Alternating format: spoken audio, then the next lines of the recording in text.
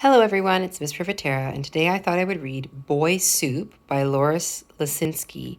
And you might notice that the style of pictures, it's done by Michael Marchenko, who often illustrates for Robert Munsch. So this is Boy Soup. Giant woke up with a big, hurting head. See the storm clouds. I am sore. I am sick. I feel awful, he said. He coughed, moving mountains. He hacked, causing quakes. He said with a whimper, My everything aches. Groaning, he shoveled his blankets aside and reached for his giant's home medical guide. With sofa-sized fingers, he leafed through the book, and in between sneezes so loud that he shook, he found all his symptoms, page 71. Queasiness, wheeziness, coughing begun. Completely depleted and tending to droop, the only prescription, a bowl of boy soup. Can't be, said the giant, would be a disgrace. But a big greedy grin spread all over his face. Of course, if I'm ill, there's a decent excuse, and I think of the broth a good boy could produce. A sweet boy, a neat boy, a boy so delicious, a giant might find himself licking the dishes. One buttery boy, or better a group. A half-dozen lads would make wonderful soup. Let's see how many's a half-dozen. 1, 2, 3, 4, 5, 6. 6 boys makes half a dozen.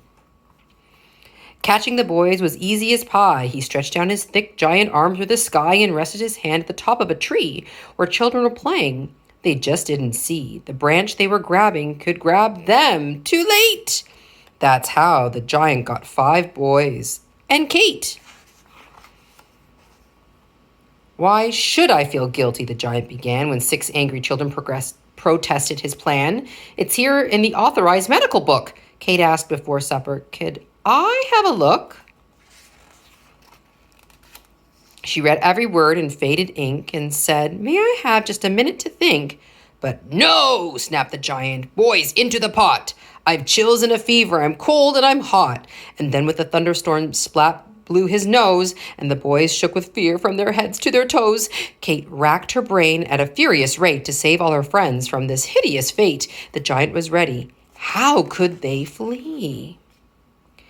Then 10 rubber running shoes. There are 10 rubber running shoes.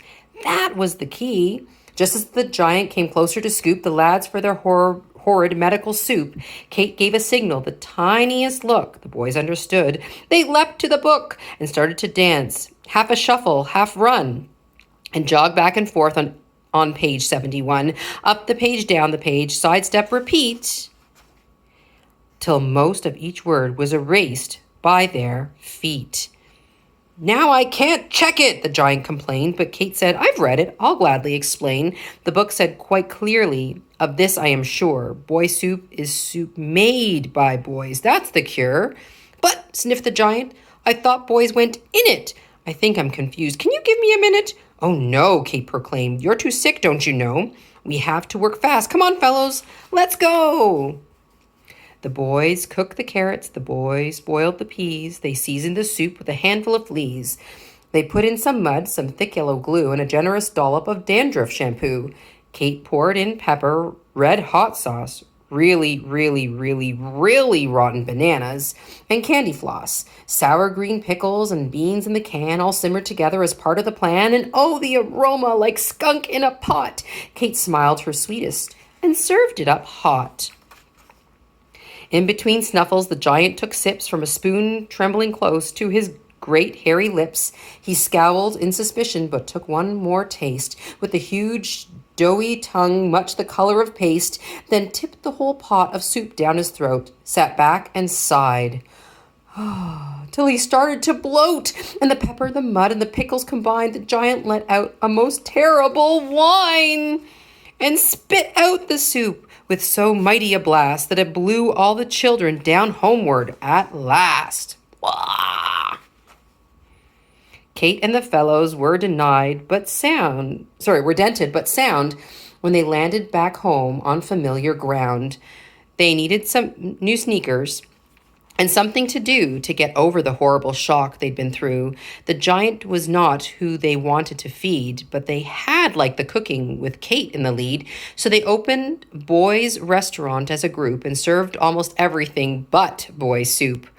One day at the diner, delivery came of an extra large envelope bearing Kate's name.